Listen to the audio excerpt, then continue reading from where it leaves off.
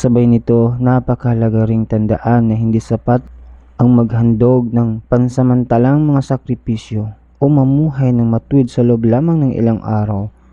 Bagkus ninais ng Allah Ta'ala ang isang pangmatagalang kalagayan ng kabanalan sa kanyang mga tao. At gaya ng aking naipaliwanag na, ang pundasyon sa pagkamit ng ganitong kalagayan ay ang pagdarasal. Kaugnay nito, sinabi ng Allah Ta'ala sa banal na Quran, Aqimis salat, inna salata tanha anil fahsya'i wal munkar, wala zikrullahi akbar. itaguyod ninyo ang pagdarasal.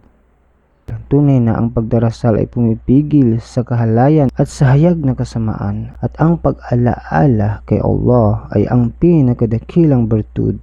Sa talatang ito, iniutos ni Allah Ta'ala sa mga Muslim na isagawa ang pagdarasal at kanya ipinahayag na ang salat ang paraan upang mapangalagaan ng isang tao mula sa imoralidad, kahalayan at sa lahat ng bagay na kinamumuhian ng Allah. Kaya upang mamuhay ng marangal at makalaya mula sa kasamaan, kinakailangang isagawa ang 5 beses na pagdarasal sa takdang oras nito, na may buong kasigasigan at taos-pusong katapatan sa puso.